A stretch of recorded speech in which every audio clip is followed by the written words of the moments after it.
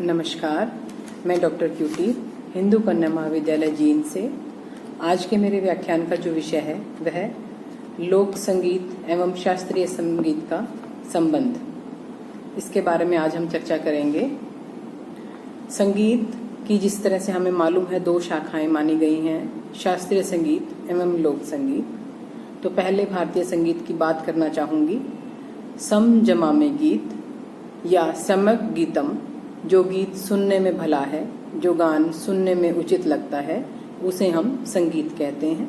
संगीत एक ऐसा माध्यम है जिससे मानव रस विभोर हो जाता है तथा संगीत सागर में डूबकर आनंद की प्राप्ति करता है, क्योंकि आनंद प्राप्ति ही मानव का परम लक्ष्य है।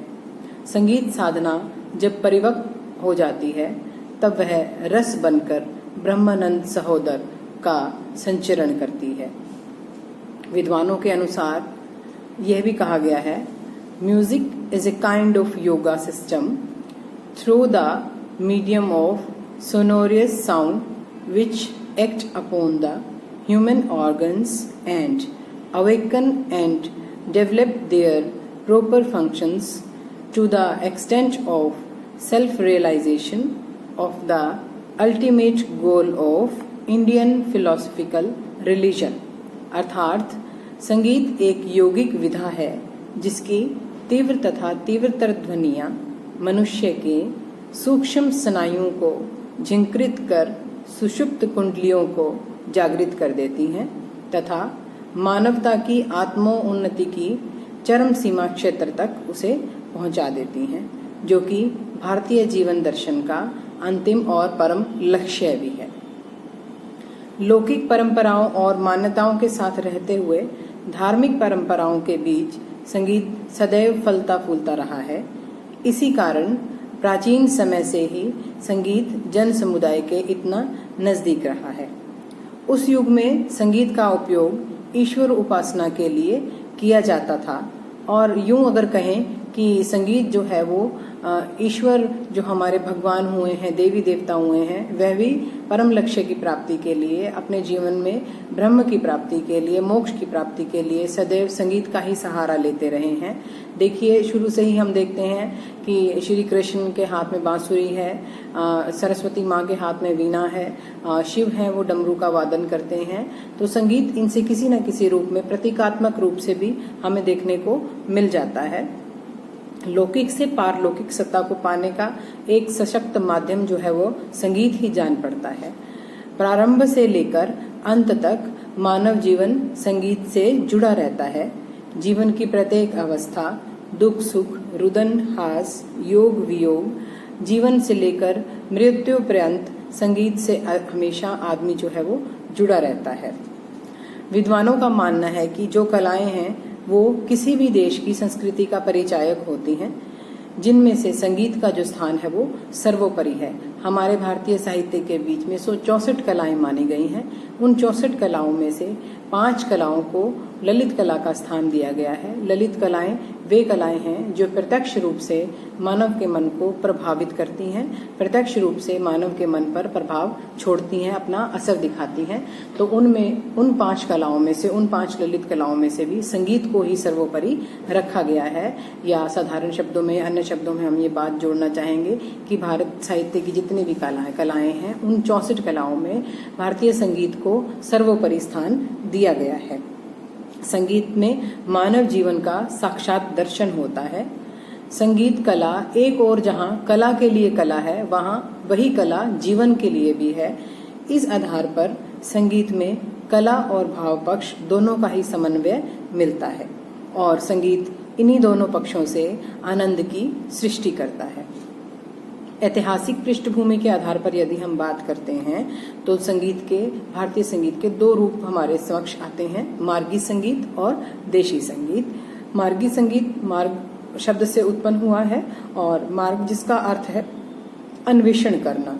अन्वेषण करना अर्थात परम तत्व ब्रह्म का साक्षात्कार करना, ईश्वर से मिलना या ईश्वर से एक रूप हो जाना, ये मार्गी संगीत का अर्थ माना गया है, और गांधर्वों के द्वारा ही इस गायन का गान किया जाता था।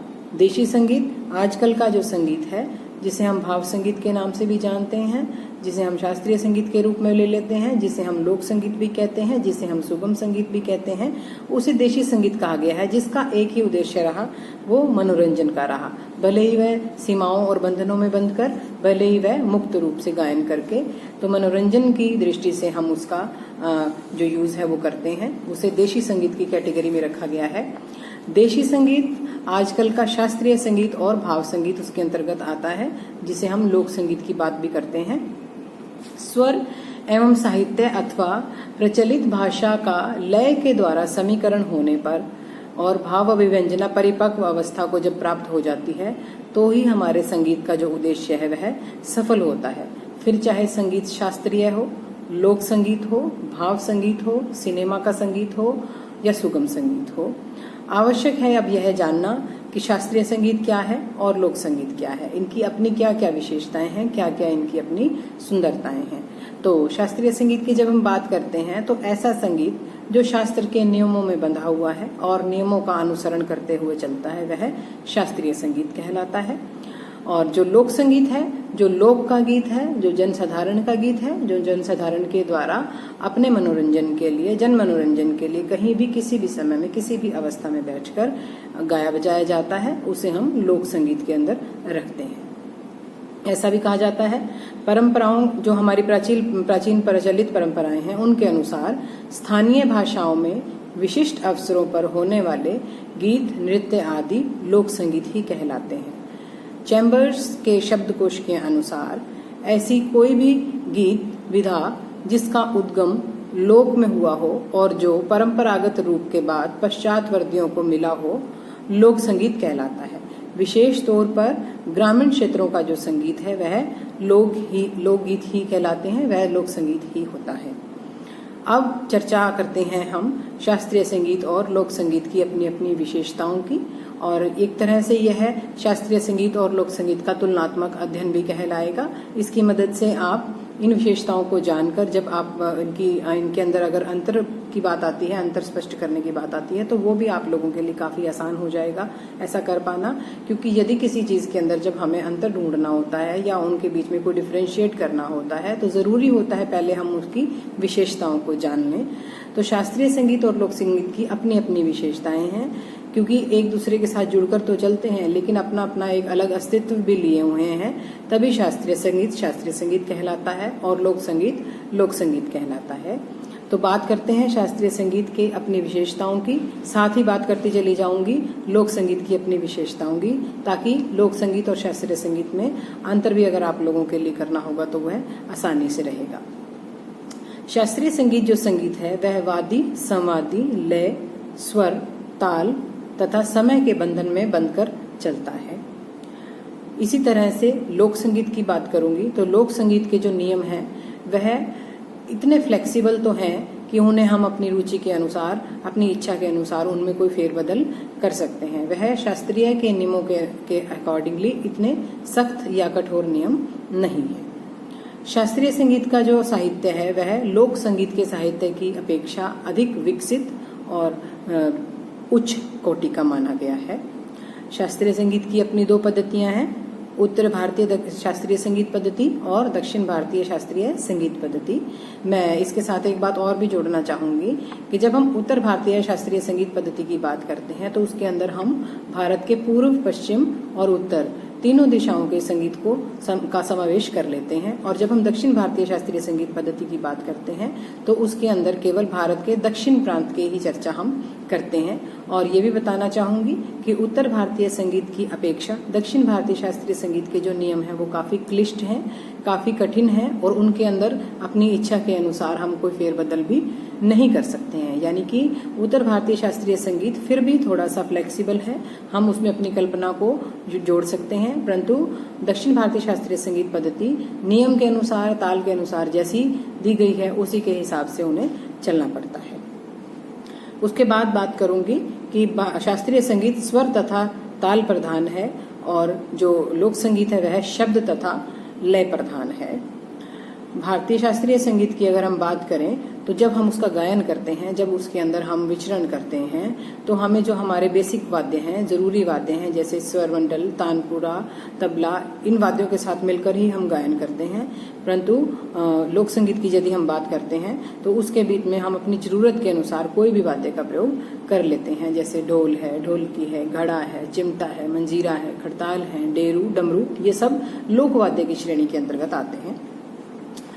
और इसके अलावा शास्त्रीय संगीत के अंतर्गत जो श्रोता हैं वो भी इसी तरह के होने चाहिए जो शास्त्रीय संगीत को भली प्रकार समझ सकें, उसमें सुनने में रुचि रखते हों। लेकिन लोक संगीत की यदि बात करते हैं तो उसे कोई भी किसी भी समय सुन सकता है। शास्त्रीय संगीत में कल्पना स्वरों की प्रधानता रहती है और लोक संगीत समाज का संगीत है, इसलिए वह भाव प्रधानता को ज्यादा प्रेफरेंस देता है। इसके बाद हम बात करते हैं शास्त्रीय संगीत को आपको गुरु के सानिध्य में रहकर वो बारीकियां सीखनी पड़ती हैं, वो तालीम अपने गुरु से लेनी पड़ती है। लेकिन लोक संगीत है वो हमें हमारे पूर्वजों से ही मिला है, हमें हमारी माटी की खुशबू से मिला है। तो हम शुरू से ही समाज में रहते आ रहे हैं, अपनी परंपराओं से जुड़े हुए हैं, अपनी संस्कृतियों का प्रदर्शन करते हैं। तो लोक संगीत हमें कहीं पर बैठकर सीखने की जरूरत नहीं होती है, वो हम सुनने से एक दूसरे से आसानी से सीख जाते हैं। शास्त्रीय संगीत के बीच में मूल स्वर को समय समय पर परिवर्तित नहीं किया जाता, लेकिन लोक संगीत की यदि हम बात करते हैं तो वहां पर पंक्ति दर पंक्ति स्वर जो है वो परिवर्तित होता रहता है। इसके अलावा एक बात मैंने आपसे करी थी कि जो शास्त्रीय संगीत है वो समाज का संगीत कम लेकिन शास्त्र में बंद कर और उन लोगों का संगीत है जो उसके अंदर सुनने में उसकी रुचि रखते हैं और वह सदा सभी जगह पर एक समान रहता है। परंतु लोक संगीत जो है वह प्रदेश से प्रदेश में अलग अलग होता चला जाता है। हर प्रदेश का जो लोक संगीत है वह अपना अपना होता है। जैसे हरियाणा प्रदेश का संगीत है, जैसे पंजाब का लोक संगीत है, जैसे गुजरात का लोक संगीत है, हिमाचल प्रदेश का लोक संगीत है, राजस्थान का लोक संगीत है, क्योंकि वह लोक संगीत वहाँ की अपने साहित्य की बात करता है, वहाँ की संस्कृति की बात करता है, वहाँ के रहन सहन की, वहाँ के खान पान की, वहाँ के वेशभूषा की चर्चा करता है। इसलिए लोक संगीत जो है वो प्रदेश से प्रदेश का अपना अपना होता है। तो ये बात थी हमारे लोक संगीत और शास्त्रीय संगीत की विशेषताओं की, जिससे हमारा एक पॉइंट और भी क्लियर हो गया कि लोक संगीत और शास्त्रीय संगीत में यदि अंतर करने की बात की जाएगी तो हम उसको इजीली कर पाएंगे। अब मैं मुख्य बिंदु पर आती हूँ। जो हमारा आज का मुख्य विषय भी यही है कि लोक संगीत और शास्त्रीय संगीत में जो संबंध है वो किस तरह का है, उसके बीच में हम क्या अपना रोल अदा करते हैं। तो जो संबंध की बात है वो ये है, संगीत के ये दोनों पक्ष अनादिकाल से ही एक दूसरे के समकक्ष चलते आए हैं तथा एक दूसरे से प्रेरणा भी ग्रहण करते आए हैं। वो किस तरह से? भारत का शास्त्रीय संगीत ही नहीं अपितु विश्व भर का जो संगीत है शास्त्रीय स्तर पर तो बहुत बाद में पहुंचा, लेकिन विश्व भर के शास्त्रीय संगीत का आधार तत्कालीन धुन या ग्राम्य संगीत ही रहा है, जिसे हम ग्रामीण संगीत, आंचलिक संगीत या लोक संगीत भी कहते हैं। प्रांजपेय जी लिखते हैं, संगीत चाहे भारतीय हो या पाश्चात्य अपने विकास के लिए साधन सामग्री अपने जनजीवन से ही जुटाता है। संगीत उतना ही पुराना है जितनी की मानव जाति, अतएव लोक संगीत ही शास्त्रीय संगीत का मूल आधार है। ये हमें नहीं भूलना चाहिए कि लोक संगीत ही शास्त्रीय संगीत का मूल आधार है, यानी कि जो ओरिजिन है शास्त्रीय संगीत का वो लोक संगीत से हुआ है कि पहले लोक संगीत रहा, उसके बाद शास्त्रीय संगीत ने अपना एक स्थान बनाया। शास्त्रीय तथा लोक संगीत एक दूसरे से जुड़े हुए हैं। लोक संगीत की रचना लोगों के द्वारा अपने मनोरंजन के लिए हुई। लोक का अर्थ जन साधारण से ही माना गया, अर्थात साधारण जनता का ऐसा संगीत जो उनकी भावनाओं की अभिव्यक्ति लिए हुए था, जो भावों का उल्लासमय वातावरण उत्पन्न करता था, वही लोक संगीत था। उसका ढांचा बिल्कुल सीधा साधा था, सरल था, सहज था और सुलभ था। लय भी एक रूप होती रही। इसी स्वरूप में जनता उसमें से आनंद का अनुभव करने लगी। वास्तव में यह लोक धुनें सरल रूप में सीमित दायरे में रहकर अपनी सच्ची अनुभूतियां प्रकट करती रही हैं। संभवतः सभ्यता और संस्कृति के विकास के साथ ये धुनें परिष्कृत होकर शास्त्रीय संगीत के रूप में सामने आईं। अब मैंने ये बात आपसे पहले ही करी थी कि लोक संगीत है वह हमारा आधार है, वह हमारा मूल है, वह हमारी जड़ है, जिसके ऊपर शास्त्रीय संगीत पनपा है, उपजा है। संभवतः सभ्यता और संस्कृति के विकास के साथ साथ ये धुनें परिष्कृत होती चली गई और शास्त्रीय संगीत के रूप में सामने आई। आज भी बहुत से ऐसे प्रादेशिक गीतों का प्रचलन है जिसमें शास्त्रीय संगीत केदार, मल्हार, पहाड़ी, देश तथा पीलू आदि रागों के स्वरों का आभास होता है। तो ये सारी जो है वो हमारी लोक धुनें ही रही हैं, जिनमें से हमने शास्त्रीय संगीत को श्रेय दे दिया और शास्त्रीय संगीत को उपजाया। इसके अतिरिक्त संगीत की जितनी भी गायन शैलियां आज प्रचलित हैं, उन सब पर प्रत्यक्ष और अप्रत्यक्ष रूप से शास्त्रीय संगीत का प्रभाव दिखाई देता है। 3-4 स्वरों में तथा हल्की फुल्की तालों में बंधे हुए यह गीत अपने आप में एक स्वतंत्र विधा है, जिसका उद्गम आदिकाल से लेकर आज तक जन रुचि से ही हुआ है। इसलिए यह कहा जा सकता है कि लोक संगीत हमारे शास्त्रीय संगीत का आदिम स्वरूप है, यानी कि जो लोक संगीत है वह प्राचीन काल से ही रहा है और उसके से निकल कर उसमें और परिष्कृत उसको करते हुए, उसको और निखारते हुए, या हम यूं कहें कि उसके अंदर थोड़ा थोड़ा परिवर्तन करते हुए, उसको सीमाओं में बांधते हुए, उसके दायरे को मजबूत रूप देते हुए हम लोग उसे शास्त्रीय संगीत की धरातल पर ले आए हैं। लोक संगीत में से ही कुछ सामान्य सिद्धांतों का संचयन करके शास्त्र का निर्माण किया गया होगा।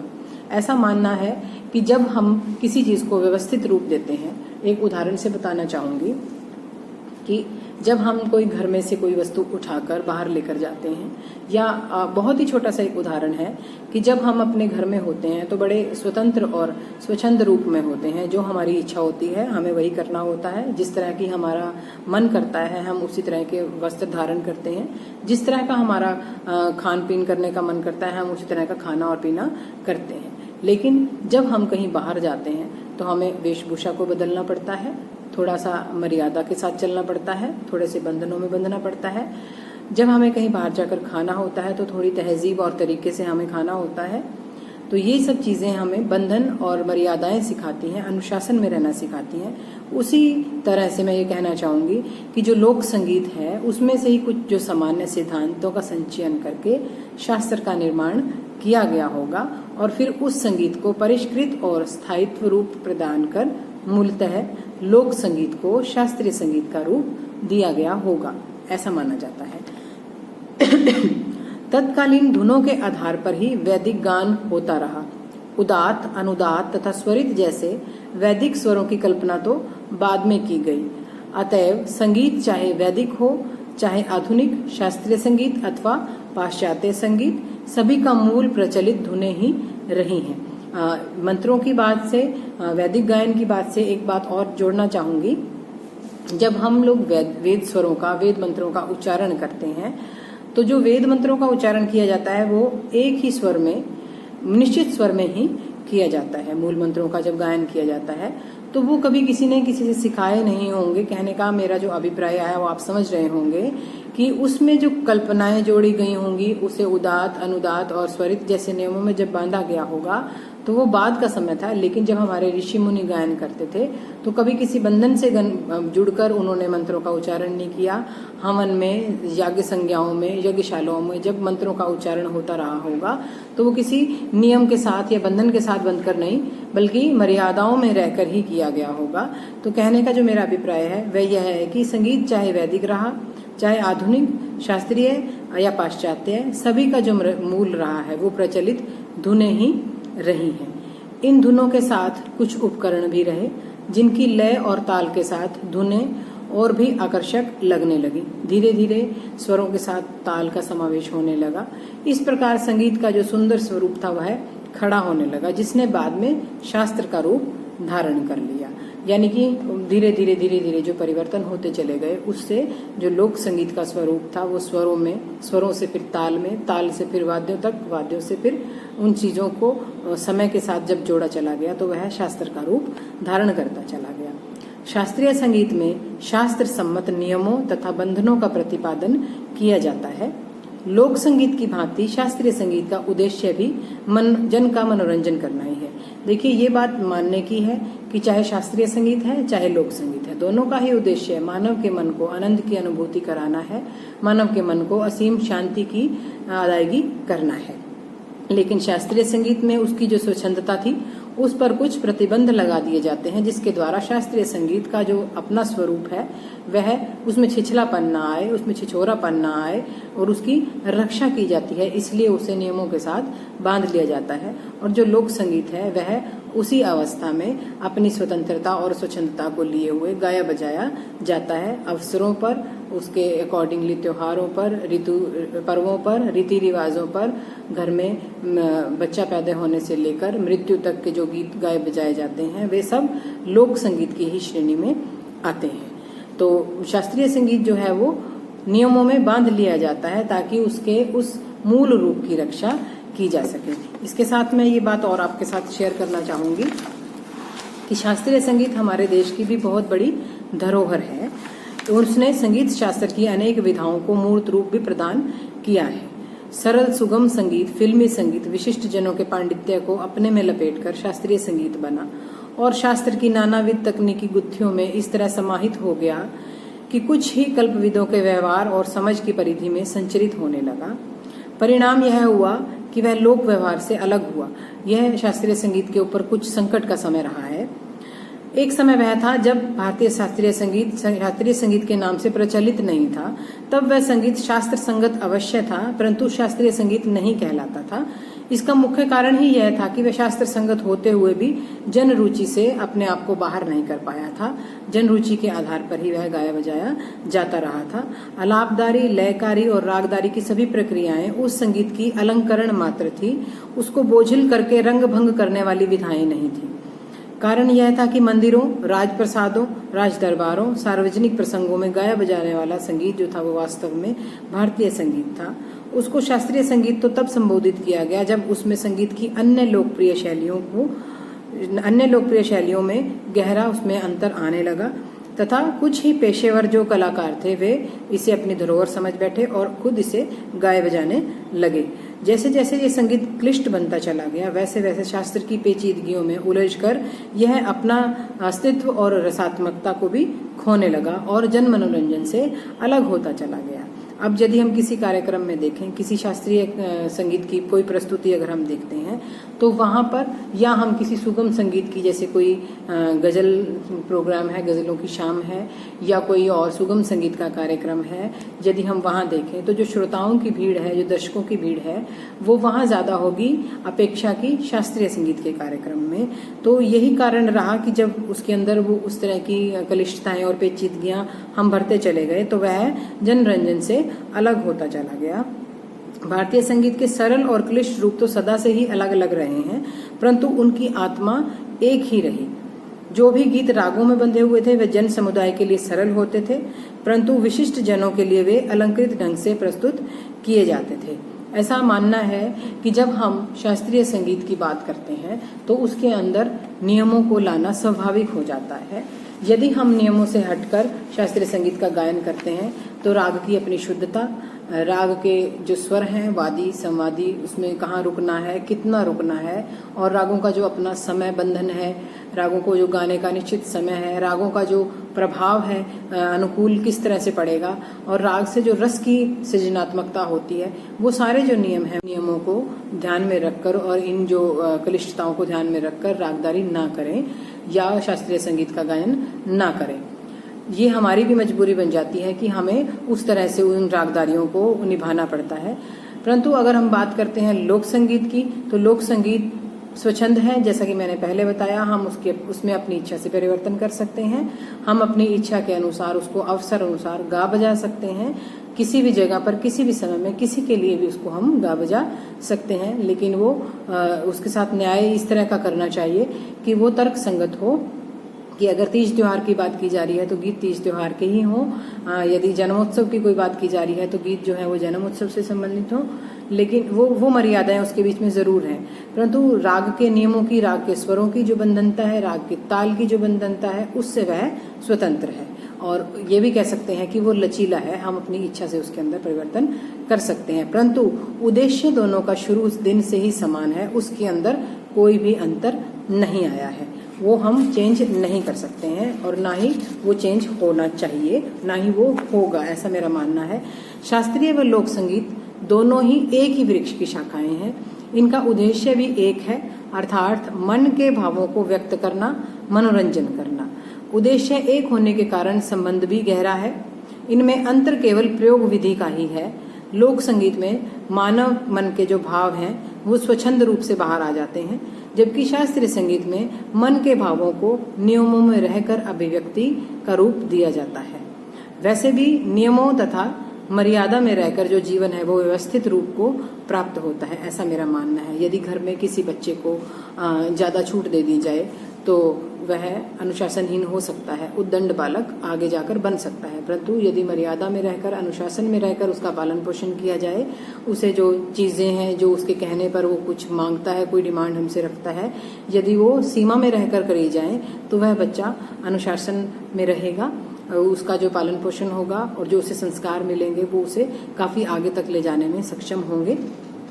इसी प्रकार से संगीत के साथ भी यही बात घटती है कि नियमों तथा मर्यादा में रहकर जो जीवन है वो व्यवस्थित रूप को प्राप्त होता है और कभी कभी जो स्वच्छंदता है वो नुकसानदेह हो सकती है।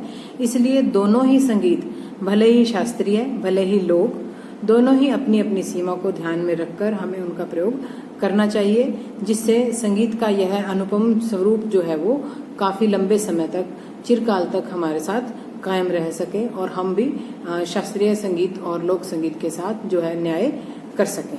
और इसके साथ ही मैं एक चीज और भी आपको कहना चाहूंगी कि जब हम लोक संगीत और शास्त्रीय संगीत के संबंध की बात करते हैं तो ये जो संगीत है वो क्या है, हमारी संस्कृति, हमारी सभ्यता की विरासत है और संस्कृति से और संस्कार रूप में हमें हमारे पूर्वजों से भी यह मिला है। तो संगीत का जो संबंध है वह संस्कृति से है, क्योंकि साहित्य समाज का दर्पण होता है और जो संस्कृति है वो राष्ट्र का आधार होती है या नींव होती है। किसी भी राष्ट्र को सुदृढ़ बनाने के लिए, किसी भी राष्ट्र की विशेषताओं को, किसी भी राष्ट्र की पहचान को दूर तक ले जाने के लिए। तो संगीत का जो संबंध है भारतीय संस्कृति से है, हमारी अपनी संस्कृति से है और संस्कृति समाज का दर्पण होती है। लोक संगीत में भारतीय संस्कृति, सभ्यता, प्राचीनता व परंपरा का प्रमाण मिलता है और हमारा प्रयास यही होना चाहिए कि लोक संगीत की इस अमूल्य धरोहर को सुरक्षित करने का प्रयत्न करें व इसके विकास में सहायक बने। क्योंकि जो लोग हैं वो लोक संगीत, आजकल जो ये चीजें हैं ये धीरे धीरे लुप्त होती जा रही हैं, इन्हें बचा कर रखें ताकि भावी पीढ़ियों को भी यह समझ में आ सके। आने वाले हमारे जो बच्चे हैं, हमारे आने वाले जो देश के कर्णाधार हैं, रीढ़ बनेंगे जाकर, तो वो लोग भी भारतीय संस्कृति से अपने आप को जोड़ पाएं, अपना संस्कृति की एक पहचान बरकरार रख पाएं। ये तब संभव होगा जब हम भी अपनी मर्यादाओं को ध्यान में रखेंगे, अपनी धरोहर को संजो कर रखेंगे, सुरक्षित रखने का प्रयत्न करेंगे और इसके विकास में खुद को और बाकी लोगों को सहायक बनने का एक अवसर देंगे। तो यही मेरा आप लोगों से भी अनुरोध है कि जब आप इस चीज को सुनते हैं या पढ़ते हैं तो केवल पढ़ने तक सीमित न रहें, इसे अपने जीवन में भी उतारने का। और खास तौर पे जो संगीत के विद्यार्थी रहेंगे, जो इसे सुनेंगे, इस विषय से जुड़े होंगे, वे लोग इस चीज को समझें कि शास्त्रीय संगीत का जो आजकल हमारे भारत में ही देख लीजिए किस तरह का चलन रह गया है, उसे सुनने वाले श्रोता कितने रह गए हैं। तो इस चीज चिंतनीय विषय है ये हम लोगों के लिए। तो इस पर भी आप लोग अपना जरूर मंथन करें, मनन करें कि क्या चीजें हो सकती हैं कि हम शास्त्रीय संगीत को पुनः उसका वो स्थान दिला पाएं जब इसे बड़ी श्रद्धेय दृष्टि से देखा जाता था। और एक तरफ हम बात करते थे कि यह तो ईश्वर उपासना का विषय है। जब ईश्वर उपासना का और हम लोग मोक्ष प्राप्ति की बात करते हैं तो वह हमारे जीवन का बड़ा अहम और परम लक्ष्य बन जाता है। तो किस प्रकार यह संगीत सहायक था, तो इन सारी चीजों को मद्देनजर रखते हुए हम लोग भी अपना पठन पाठन का कार्य करें, अध्ययन का कार्य करें और चिंतन मनन हमेशा करते रहें, ताकि जो इसमें भविष्य को लेकर हमारी जो चिंताएं हैं वह समाप्त हो सकें और हम संगीत के क्षेत्र में आगे बढ़ सकें और आगे आने वाली पीढ़ियों को भी अग्रसर कर सकें। धन्यवाद।